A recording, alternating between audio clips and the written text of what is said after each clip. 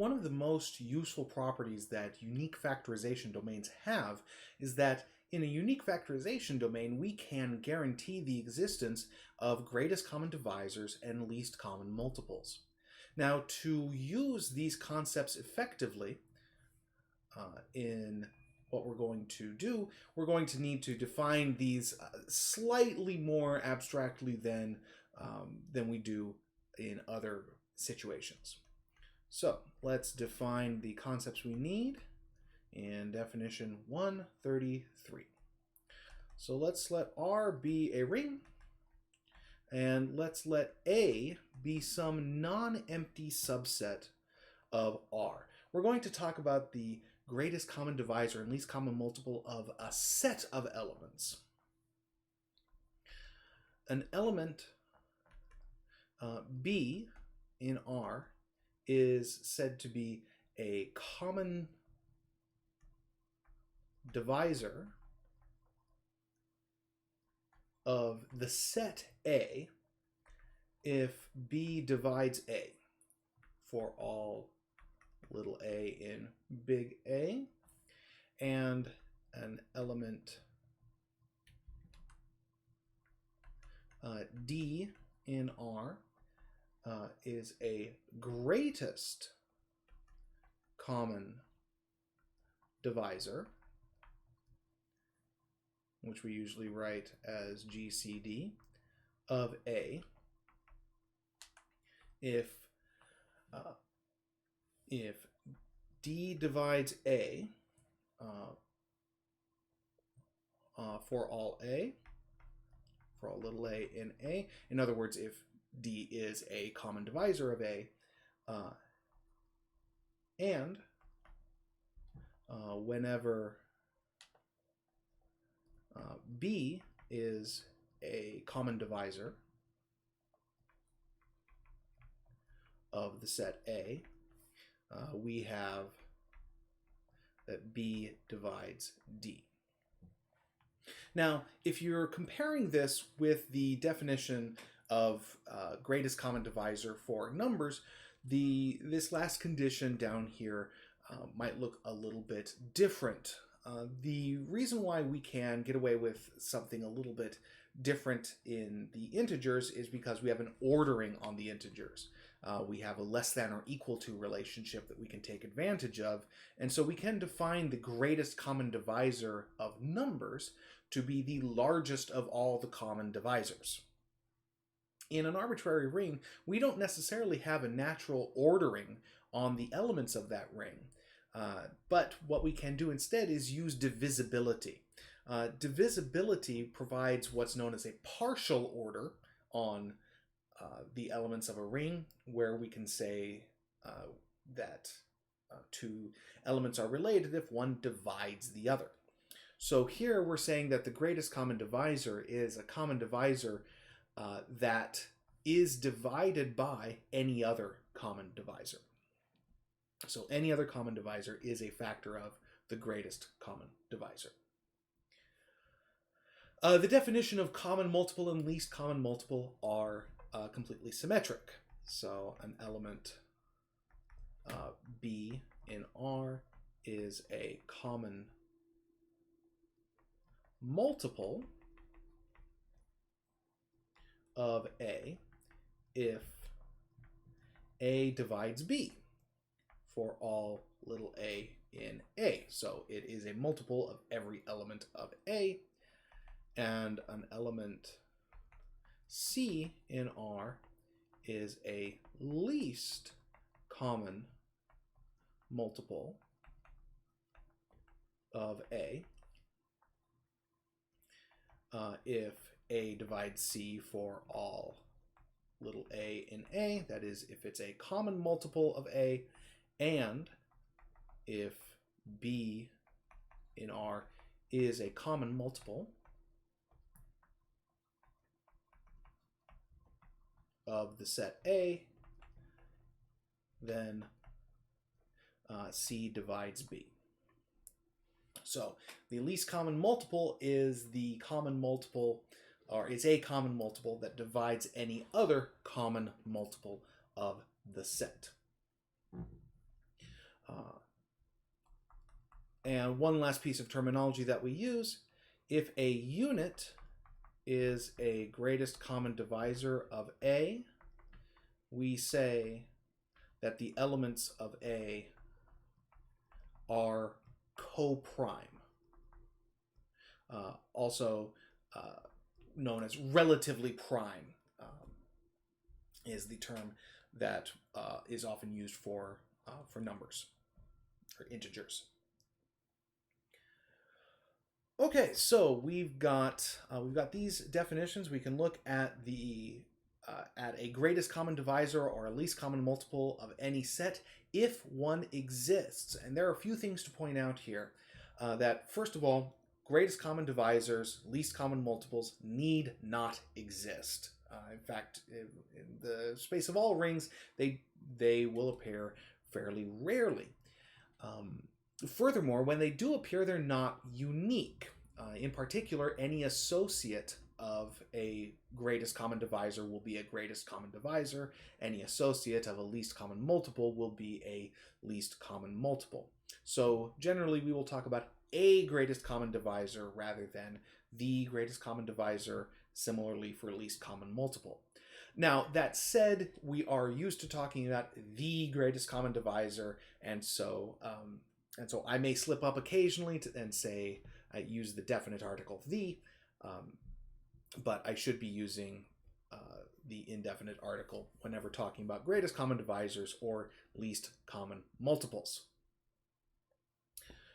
Okay, so to give an example, as I said, of a ring where greatest common divisors and least common multiples need not exist, well, we're going to go back to our example that we've used a few times now for things kind of going wrong with factorization. So let's let R be the ring Z join the square root of -7 once again. Let's consider the elements A, which is 8, and B, which is 2 plus 2 times the square root of -7.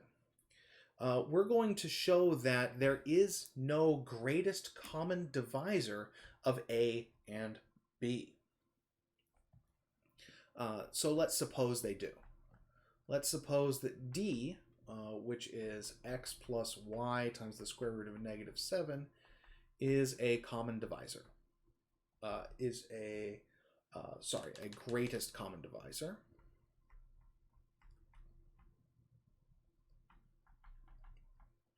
Of the set A, B.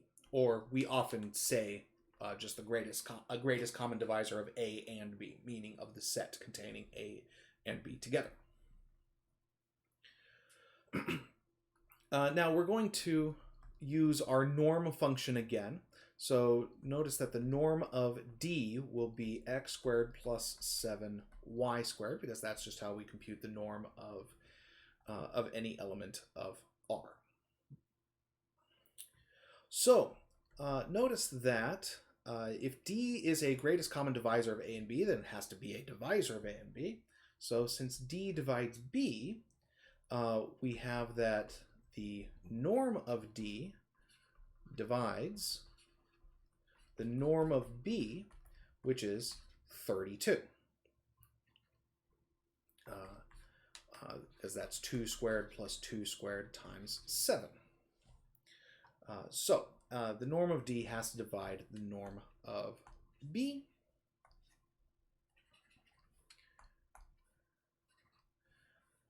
Which is 32. Now also we have that 1 plus the square root of -7 is a common divisor of A and B. We've seen this before. A is equal to 8, which is 1 plus the square root of -7 times 1 minus the square root of -7. And we have, of course, that B is 2 times 1 plus the square root of -7. So 1 plus the square root of -7 is a common divisor of both of them. So thus, we must have that d must be a multiple of 1 plus the square root of 7. And so in particular, that means that the norm of d must be a multiple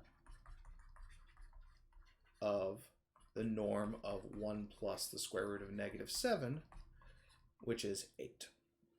So we have that the norm of d must divide 32, and it must be a multiple of 8.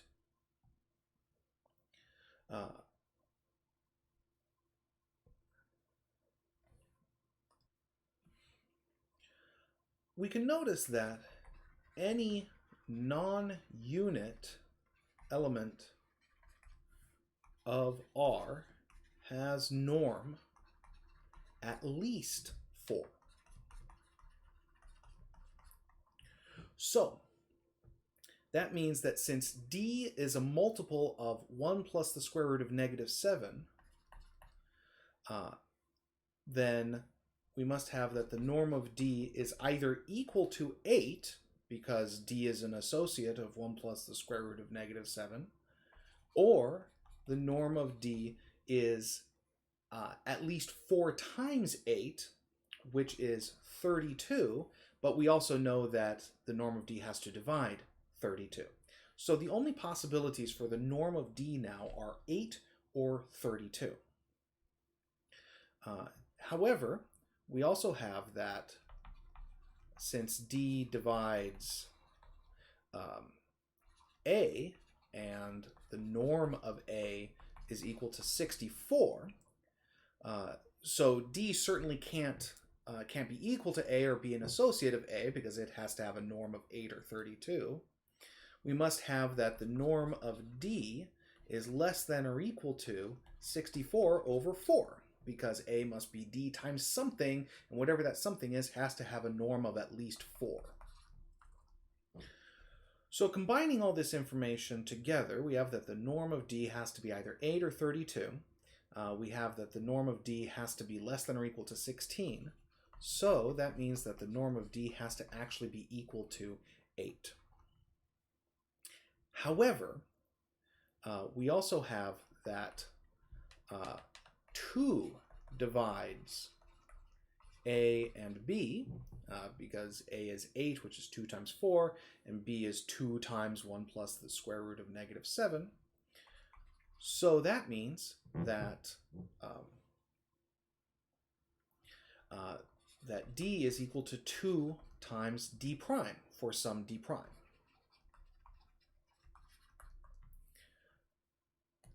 So we have that 8 is the norm of d, which is equal to the norm of 2 times d prime, which is equal to the norm of 2 times the norm of d prime, which is equal to 4 times the norm of d prime. So that tells us that the norm of whatever element d prime we have here is equal to 2, which is a contradiction. Just like we've done before, the norm of any element can be no smaller than 4 unless it's equal to 1. So in particular, a norm of 2 is just impossible. So this means that there is no greatest common divisor of the elements 8 and 2 plus 2 square root negative 7 in this ring. There certainly are common divisors. We used 2 of them in the proof here, 1 plus the square root of negative 7 and 2. Both of these are common divisors of a and b, but there's no greatest common divisor.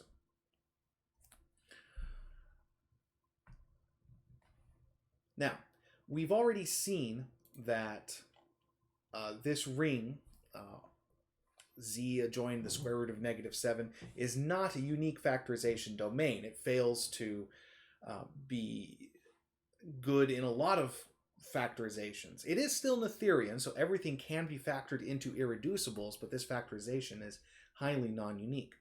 Turns out that when the factorization is unique, when we're working in a UFD, then greatest common divisors and least common multiples always exist. This is the content of Theorem 134.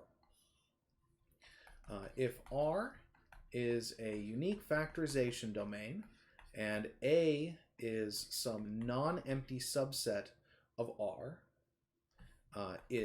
as long as it's finite,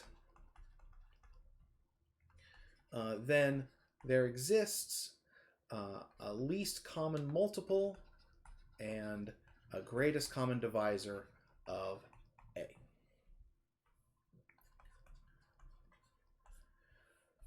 All right, so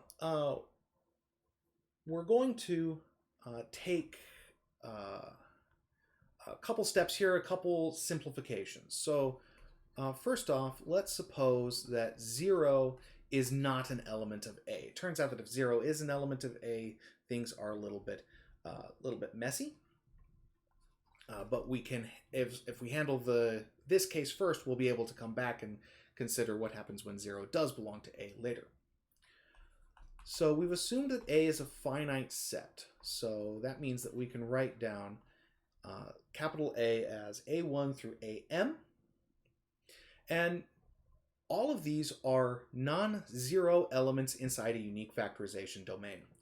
This means that each of them is either a unit or it can be expressed as a product of prime elements of R, or equivalently irreducible elements of R. Now, what this means is that we can have some collection of irreducible elements that we use to describe all of them. So we can let P1, P2, up through Pn be irreducible elements, but I want to make sure that we don't have any copies or even associates to each other. So we need these to be pairwise, non-associate, irreducible elements of R, such that for each I, there exists a unit ui belonging to R and integers and eij belonging to the natural number, so non-negative integers where j is from 1 to n, such that ai is equal to ui times p1 to the ei1, p2, ei2, up through pn, ein.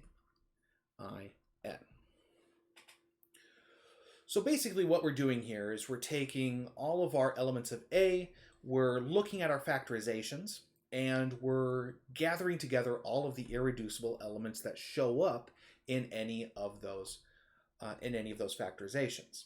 Now, we might get some associates going through that process. So what we do there is we choose one of the irreducible elements from that set of associates and distinguish it and throw that into our pile of PIs.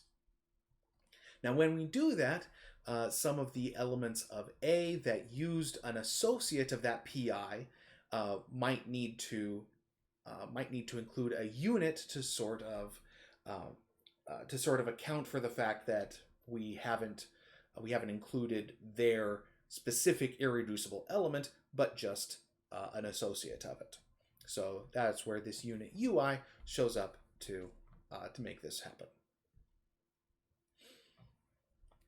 Okay, so we've got this. We can express each of these AIs in sort of this uniform way using this same collection of irreducible elements.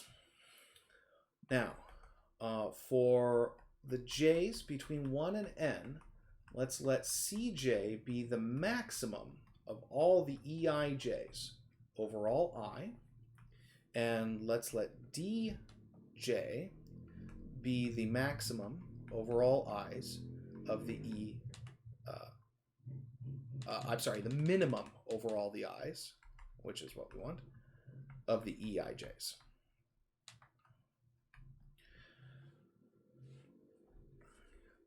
we claim that the following two numbers are the least common multiple and the greatest common divisor. Following two, not numbers, elements.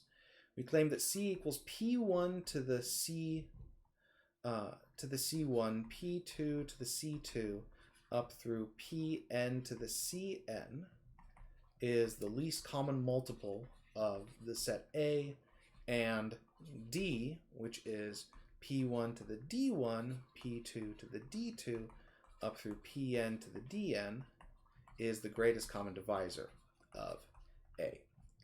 Now this process might look very familiar. We often encountered this when looking at the greatest common divisor or the least common multiple of numbers in the integers. You know that you can find the greatest common divisor of a pair of integers by factoring each of them and then taking the minimum power that appears on any prime number in the factorizations. And you can find the least common multiple by taking the maximum power that appears on each of the prime numbers in the factorizations. That's the process that's going on here. And if R is a unique factorization domain, then this process works to give us a greatest common divisor and a least common multiple. Now, of course, this is just the claim. We have to prove it. We're going to go ahead and prove that D is the greatest common divisor of A. We're going to leave the least common multiple argument out. It works similarly, sort of a mirror image sort of argument, but you can find the details in the notes. So, for the least common multiple argument, see the notes. And so let's check out the greatest common divisor and prove that this D that we have is the greatest common divisor. Okay, so notice that for any I and j, we have that dj is less than or equal to eij, because the dj was chosen to be the minimum over all the eij's. So it's less than or equal to the eij.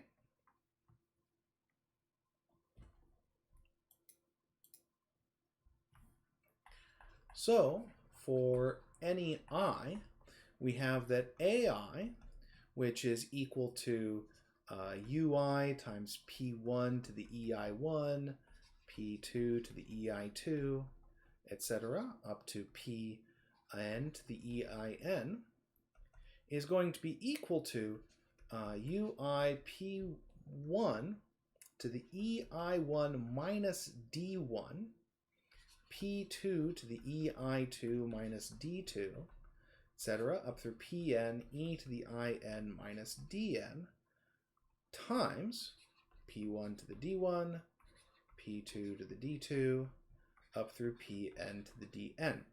But this is exactly, this last part is exactly D.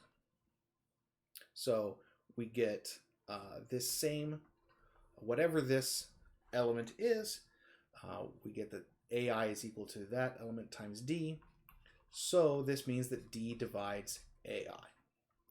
So this shows that D is a common divisor of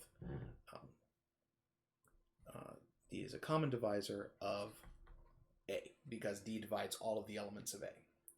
So far, we haven't used the fact that R is a UFD at all, but that's where we're going to, this is where it's going to change. So now, let's suppose that B is a common divisor of A. So let's, that means that B divides AI for all I. So that means that for each I, there exists some element f in R such that B times f is equal to AI, And AI is equal to ui times p1 to the ei1 up through pn e to the in. So we have that b times f is equal to this product of irreducibles with a unit. We can absorb the unit into one of the irreducibles over here if we want to. So this means that any irreducible appearing in a factorization of b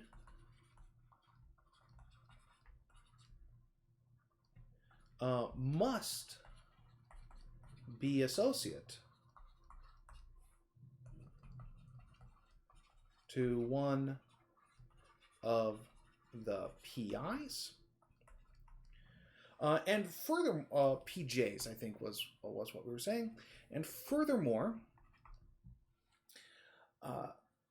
any such irreducible that shows up can only appear as many times maximum as the number of times that that irreducible appears over on the right. So this means that the factors of B are a subset of the P1 through Pn.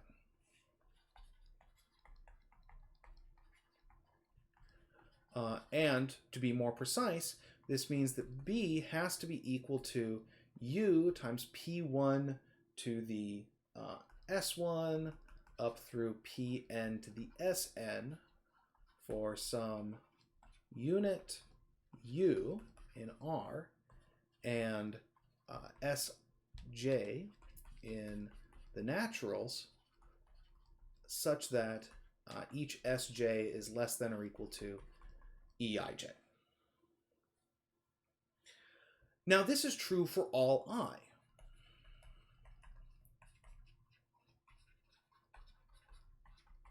And so we have that Sj is less than or equal to the minimum over all I of the Eij's, which is equal to Dj. So this means that we have that D is equal to P1 to the D1 up through Pn to the Dn, which is equal to U inverse times P1 to the D1 minus S1 up through Pn times to the Dn minus Sn times U times P1 to the S1 up to Pn to the Sn. And now U times P1 to the S1 times Pn to the Sn is exactly B. So we get some element of the ring times B. So that means that B divides D. And since this holds for any B that is a common divisor of A, we have that thus D is a common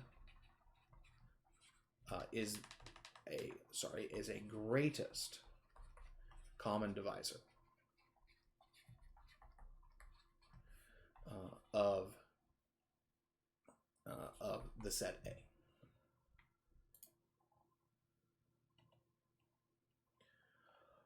All right, so that's how we prove that we can get a greatest common divisor.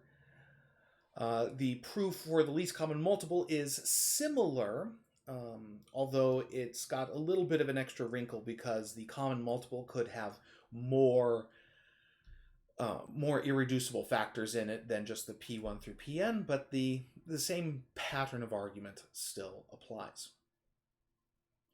So let's quickly handle the case when when A does contain 0. So let's suppose now that 0 is contained in A. Now the only multiple of 0 is 0. 0 times anything is 0. So the only common multiple of A in this case is 0. Thus, sort of trivially, 0 is a least common multiple of A. So we do have a least common multiple, but it's sort of trivial. It's just 0. Let's then suppose that 0 is contained in A, but A is not equal to just the set containing 0. So there's something else in there. Let's let A prime be the set A minus the element 0. Now A prime is a finite set, a non-empty finite set in R. Now A prime has a greatest common divisor D by the first part.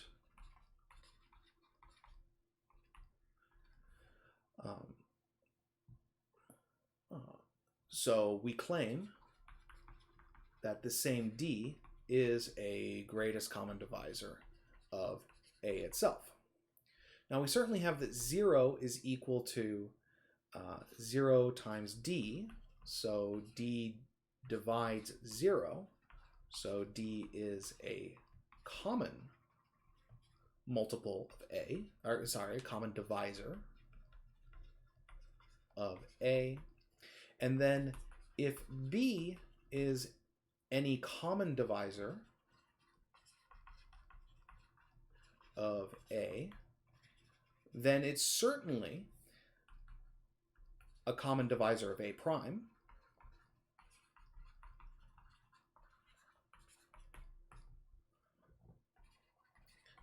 And so since D is the greatest common divisor of A prime, we must have that B divides D. So this tells us that D is a greatest common divisor of A. Finally, if we have A which is equal to 0, well, it turns out that the greatest common divisor and least common multiple of a singleton set is just that element back again. So in particular, this means that 0 is a greatest common divisor of A. So we've shown that in a unique factorization domain, we can always find greatest common divisors and least common multiples. This is going to be extremely important to our study of factorization in polynomials, which is going to help us to understand unique factorization domains as they relate to polynomials. So let's do an example where we find the least common multiple and greatest common divisor of a set of elements in a polynomial ring over a field. So let's consider the set A, which is given by x squared plus 1 bar, x squared plus x minus 1 bar, and x squared minus x plus 3 bar, which is a subset of the polynomial ring in one variable over the field Z mod 5Z. Now, Z mod 5Z is a field, and so this is a polynomial ring over a field. We're going to be able to see in a later section that that means that this is a unique factorization domain. In particular, this means that if we can factor the elements of A into irreducible elements, we will be able to find the greatest common divisor and least common multiple of the set A.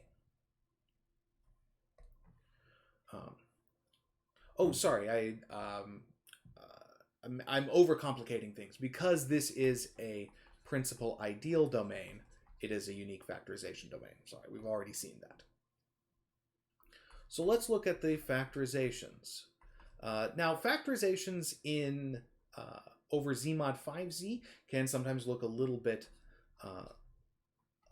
different. So x squared plus 1 bar actually factors as x squared plus 2 bar times x squared plus 3 bar, and you can check that by multiplying these out. Sorry, not x squared, just x. x plus 2 bar times x plus 3 bar. If you multiply these out, then you'll find that the middle term would be 5 bar times x, but in z mod 5z, 5 bar is the same as 0 bar, and so we can just drop that term.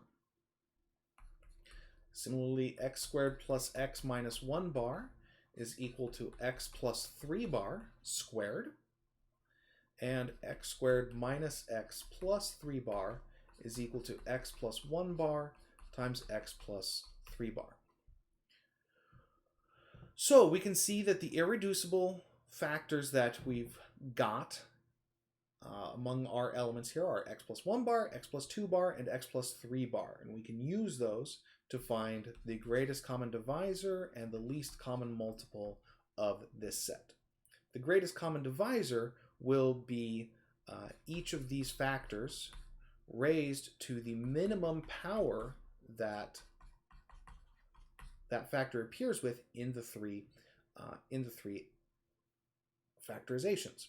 So x plus 1 does not appear at all in the first factorization, so it gets a power of 0. X plus 2 bar doesn't appear at all in the third factorization, it gets a power of 0. And x plus 3 bar gets a power of 1 in the first and third factorizations, so it gets a power of 1 bar. Thus, the greatest common divisor of these three elements is x plus 3 bar. For the least common multiple, we do the same thing, only we take the maximum, which will give us x plus 1 bar to the first power, x plus 2 bar to the second power, and x plus 3 bar to the, x plus 2 bar to the first power, and x plus 3 bar to the second power. And when you multiply all those out, reduce everything mod 5, we wind up with x to the fourth minus x cubed minus x squared minus x plus 3 bar. That's the least common multiple, or a least common multiple, I should say, of the set A that we have here.